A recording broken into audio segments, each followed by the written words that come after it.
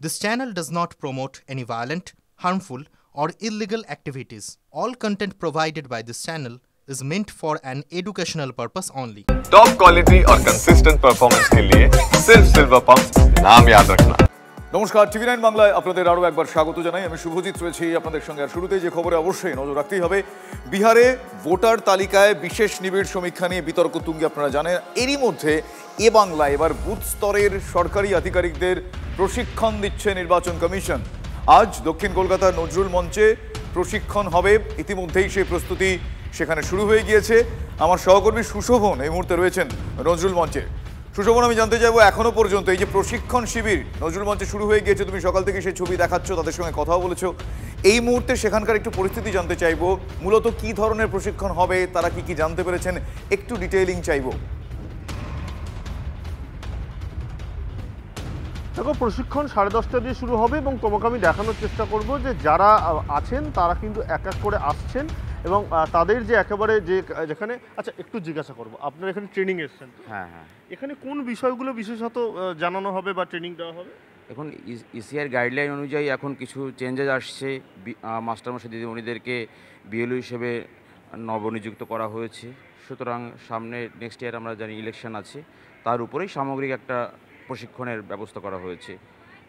সেখানে বিএলওরা, election supervisor এবং অন্য ভোটার কার্ড সংশোধিত বিষয়গুলো, একদম ভোটার কার্ড সংশোধিত, মানে অল অ্যাবাউট ইলেকশন রিলেটেড যে ইস্যুসগুলো আছে, চেঞ্জেসগুলো আছে, তার উপরেই মূলত আজকে আমরা যে এসআইআর বিষয়টা জানি, সেই বিষয়টাও কি এখানে জানানো হবে? হ্যাঁ, এটাও ইনক্লুডেড আছে আজকের প্রশিক্ষণের মধ্যে। কি ইনক্লুডেড? হ্যাঁ, যে এখন যে আপনার সারা বছর ধরে যে ভোটের কাজকর্ম হয়, সেখানে যে আপনার সব ডিজিটালাইজড হয়ে যাচ্ছে, সেই বিষয়ে বিস্তারিত আর কি আমরা জানবো।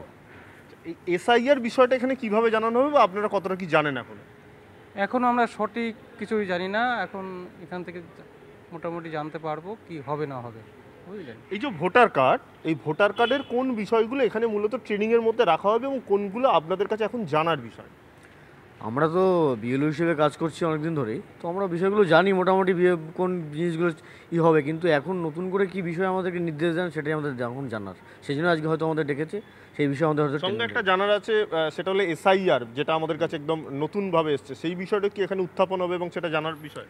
আর সেটাও সম্ভবত রয়েছে, তো সেটা আমরা ট্রেনিংয়ে গেলে আমরা বুঝতে পারবো কি আমাদের কি নির্দেশ দেন, সেই হিসেবে আমাদের কাজকর্ম করতে হবে আমাদের।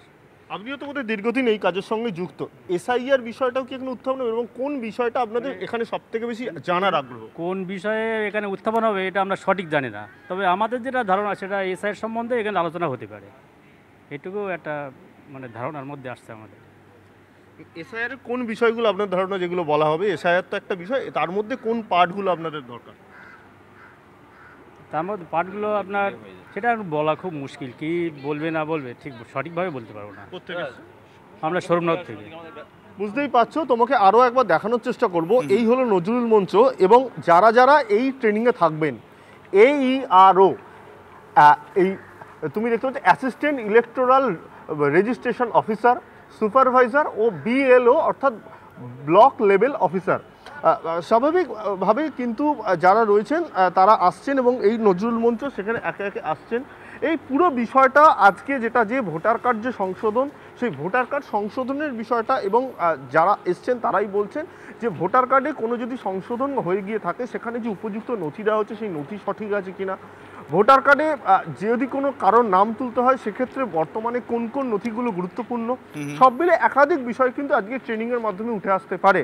স্বাভাবিকভাবেই ট্রেনিংয়ে আর কি কি আলোচনা হয় এবং এই আলোচনার মাধ্যমে কোন বিষয়টাকে সব থেকে বেশি অগ্রাধিকার দেওয়া হয়, নিঃসন্দেহে তা তাৎপর্যপূর্ণ, আগামী দিনের জন্য বিশেষত একেবারে যেহেতু ইলেকশন রয়েছে পরের বছর, তার জন্য আরও গুরুত্বপূর্ণ। একেবারেই তাই। ধন্যবাদ সুশোভন, তুমি পরিস্থিতির দিকে নজরে রাখো। তোমার থেকে অবশ্যই আমরা এর পরবর্তীকালে ট্রেনিং শুরু হয়ে যাওয়ার পর কি কি আপডেট পাওয়া যাচ্ছে, কি কি জানা যাচ্ছে, কিভাবে ট্রেনিং বা কি বৃত্তান্ত আমি জানবো। আপাতত তোমায় ধন্যবাদ।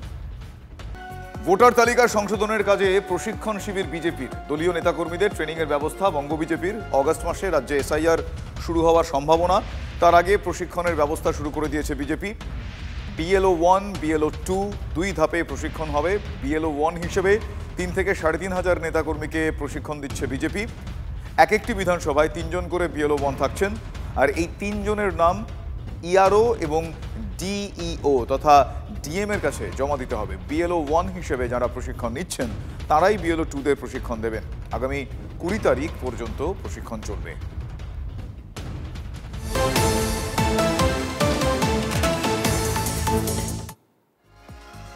এসআইআর এর বিরোধিতায় নির্বাচন কমিশন ঘেরাওয়ের তোড়জোড় শুরু করে দিয়েছে তৃণমূল কংগ্রেস। অগস্ট মাসেই বাংলায় এসআইআর এর ভাবনা নির্বাচন কমিশনের খবর সূত্রের।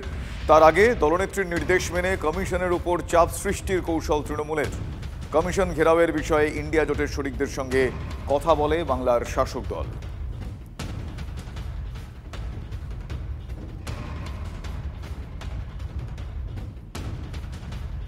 একেবারে সম্প্রতি এবছর 21শে জুলাই মঞ্চ থেকে তৃণমূল সুপ্রিমো তথা রাজ্যের মুখ্যমন্ত্রী এই বিষয়ে কি বলেছিলেন একবার শোনাবো আপনাদের। आप खाली मिसरूल का बात करते हैं, मिसरूल तो आपका गवर्नमेंट का है। हम इलेक्शन कमीशन को चेयर को रेस्पेक्ट करते हैं, लेकिन जैसे बिहार में 40 लाखों का ज्यादा आदमी को नाम निकाल दिया और बंगाल में भी करने वाला है। अगर करेगा तो घेराव कर्मसूची करेंगे, पूरा घेराव होगा, पूरा आंदोलन होगा। हम नाम काटने नहीं देंगे। এবার আপনাদের শোনাবো মেয়র ফিরহাদ হাকিম, তিনি কি বলছেন। এখানে হবে না, বাবার ক্ষমতা নেই। আমাদের মুখ্যমন্ত্রীর নাম মমতা বন্দ্যোপাধ্যায়, আমাদের মুখ্যমন্ত্রীর নাম মমতা বন্দ্যোপাধ্যায়। ওদের মতন ডবল ইঞ্জিন সরকারও নেই আর পাল্টু চাচাও নেই আমাদের এখানে। আমরা জেনুইন সবাই মমতা ব্যানার্জির পাশে আছি এবং ওনার লড়াই সারা পৃথিবী জানে। কংগ্রেস বিষয়টা কিভাবে দেখছে বর্ষিয়ান কংগ্রেস নেতা অধীর রঞ্জন চৌধুরী, তিনি কি বলছেন, তার কি প্রতিক্রিয়া শোনাবো। এটা খুব সূক্ষ্মভাবে চালাকি করে ভারতবর্ষের নাগরিকদেরকে নতুন করে নাগরিক তারা কিনা, সেই সিটিজেন তারা কিনা, সেই সিটিজেনশিপের প্রমাণ দিতে হচ্ছে। এটা এক ধরনের ডিসএনফ্রাইজ, ভোটের অধিকার কেড়ে নেওয়ার একটা ষড়যন্ত্র। ভোট দেওয়ার অধিকারটাকে কেড়ে নেওয়ার চেষ্টা করা হচ্ছে।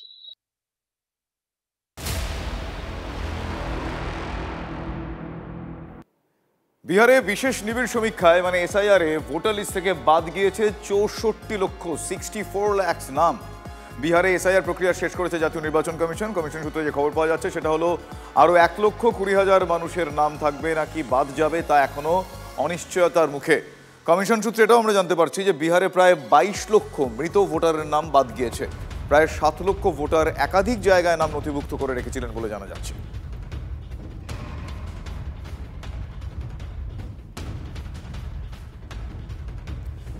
এবার প্রশ্ন, 26-এর মহাযুদ্ধের আগে মানে 26-এর এবঙ্গের বিধানসভা নির্বাচনের কথা বলছি, এই 26-এর মহাযুদ্ধের আগে কি এই অগস্ট মাসটা ঘটনাবহুল হতে চলেছে? 2 দশক পর বাংলায় যখন এসআইআর শুরু হবে ততক্ষণে কিন্তু আমাদের পাড়া আমাদের সমাধান নিয়ে পুরো দমে ময়দানে নেমে পড়েছে প্রশাসন। ধরুন নির্বাচন কমিশনের কোনো কর্মী চলে এসেছেন আপনার পাড়ায়, তখন আবার আপনার এলাকাতেই পাড়ায় মানে আবার ওই পাড়ায় সমাধান, সেটা নিয়ে প্রশাসনের লোকজন হাজির। সমান্তরালে ব্যাপারটা করছে। রাজ্য সরকারের কর্মীদের কড়া চাহনির মধ্যে তাদের কাজটা কি করতে পারবেন কমিশনের কর্মীরা? এই প্রশ্নটা কিন্তু পরিস্থিতি তুলছে, একটা সম্ভাবনা। গন্ডগোল বা যেহেতু এই দুটো বিষয়ে সমান্তরালে হচ্ছে, শুরুতেই বললাম কোন রকম গন্ডগোল বচসা হওয়ার কি সম্ভাবনা রয়েছে? আর সে প্রশ্ন নিয়েই শুরু হতে চলেছে একটা জোড়া কর্মসূচি। আসুন দেখি বিস্তারিতভাবে। আর সময় নেই। অগস্টের যে কোনো দিন বাংলায় শুরু হতে পারে বিশেষ নিবিড় সমীক্ষা বা এসআইআর। তাৎপর্যপূর্ণ বিষয় হলো অগস্ট থেকেই শুরু হচ্ছে রাজ্যের পাড়ায় সমাধান। তবে একই সময় 2 মেগা প্রকল্প কি হাত ধরাধরি করে চলবে, না সংঘাত বাঁধবে? ঘুরিয়ে কি কমিশনের কাজকর্মে নজরদারি চালাবে পাড়ায় সমাধানের টিম, নাকি অনুপ্রবেশ বিতর্কে প্রশাসনের গার্ডওয়ালের ভূমিকা নেবে পাড়ায় সমাধান? এই নানা প্রশ্ন জল্পনার আবহে দিন কয়েকের মধ্যে শুরু হতে চলেছে 2 মেগা প্রজেক্ট। 26-এর বিধানসভা ভোটকে সামনে রেখে 2রা আগস্ট থেকে টানা 2 মাস ধরে চলবে আমাদের পাড়া আমাদের সমাধান। বুথ প্রতি 10 লক্ষ টাকা বরাদ্দ হয়েও গেছে। এই কাজে আসবেন যে সরকারি কর্মীরা, তারা কি কমিশন আসার আগে ভাগে বুথ স্তরের ছবিটা জেনে নিতে চাইছেন এবং কমিশনের কাজকর্ম মেপে নেবেন? প্রশ্ন তুলছে বিরোধীরা। কমিশন যেটা জানিয়েছে সেটাই হবে, আর ডেফিনেটলি হবে। কতখানি চুরি চামারি হতো সব বন্ধ হয়ে যাবে, যেগুলো সব ফলস ভোটিং হতো সেগুলো কম হয়ে যাবে, যারা যারা পথ বোর্ডিং করতো তারা বেরিয়ে যাবে। চিৎকার করবেন, ভয় দেখাবেন, বিভ্রান্ত করবেন, ভোট আদায় করবেন। আপনার কাছে এসআইআর ভোট কামানোর বড় অস্ত্র হয়ে গেছে, আর আমাদের কাছে এসআইআর মানুষের অধিকার সুপ্রতিষ্ঠা করার লড়াই হয়ে গেছে। ফারাকটা এই জায়গাটা। দূর বাবা, কি বলে ঠাকুর ঘরে কে, আমি তো কলা খাই। চোখ কাকে কোথায় ঘোরাবে? এসআইআর কাজ যে বুথ লেভেল অফিসাররা করবেন তারা তো রাজ্য সরকারেরই কর্মী। নানা মহলে প্রশ্ন, পাড়ায় সমাধানের সময় তাদের কাজটা কি ঠিকমতো করে উঠতে পারবে নির্বাচন কমিশন? তাদের কোন রকম ভাবে স্ট্রেচারে এই ক্ষমতা নেই রাজ্য সরকারের এগেনস্টে গিয়ে কেন্দ্রীয় নির্বাচন কমিশনের যে স্পেসিফিক টার্গেট, যে অবৈধ ভোটারদের নাম বাতিল করা, বা যেখানে তৃণমূল কংগ্রেসের পার্টির ইন্টারেস্টটা যেই ক্ষেত্রে কার্যকরী করার কথা, তার বিরুদ্ধে কিছু করতে পারবে। জোড়াফুল যখন এসআইআর আবহে একরকম কৌশল নিয়েছে, তখন স্ট্র্যাটেজি তৈরি পদ্মফুলের। এসআইআর শুরুর আগেই ভোটার তালিকার সংশোধনের কাজে প্রশিক্ষণ বিজেপির। ইতিমধ্যেই দলীয় নেতাকর্মীদের প্রশিক্ষণের ব্যবস্থা করেছে পদ্ম শিবির। একটি বিএলও 1 বা বিধানসভা ভিত্তিক, আর একটি বিএলও 2 বা বুথওয়ারি। বিএলও 1 হিসেবে যারা প্রশিক্ষণ নিচ্ছেন তারাই বিএলও 2 এর প্রশিক্ষণ দেবেন। বিএলও 1 হিসেবে 3 থেকে 3,500 নেতা কর্মীকে প্রশিক্ষণ দিচ্ছে বিজেপি। 23 বছর আগে 2022-এর শেষবার বাংলায় এসআইআর হয়েছিল। দরজায় আরও একটা এসআইআর, আর তখনই নবান্নের উদ্যোগেই আমাদের পাড়া আমাদের সমাধান। কমিশনের কাটাকুটি রুখতেই কি সমান্তরালভাবে প্রশাসনে নেমে পড়া? উত্তর খুঁজছে বঙ্গ রাজনীতি। প্রদীপ্ত কান্তি ঘোষের রিপোর্ট, TV9 বাংলা। উপরাষ্ট্রপতি নির্বাচনের তোড়জোড় ইতিমধ্যেই শুরু হয়ে গিয়েছে। রাজ্যসভার সেক্রেটারি জেনারেলকে উপরাষ্ট্রপতি নির্বাচনের জন্য রিটার্নিং অফিসার হিসেবে নিয়োগ করল কমিশন। রাজ্যসভার অন্য দুজন সচিবকে অ্যাসিস্ট্যান্ট রিটার্নিং অফিসার হিসেবে নিয়োগ করা হয়েছে। সূত্রের খবর, নির্বাচনের জন্য ইলেকটোরাল কলেজ বা ভোটার তালিকা তৈরির কাজও শুরু করে দিয়েছে কমিশন। লোকসভা এবং রাজ্যসভার সাংসদদের নিয়ে তৈরি হবে ইলেকটোরাল কলেজ। নির্বাচনের বিজ্ঞপ্তি জারি 32 দিন পর ভোট গ্রহণ হওয়ার কথা।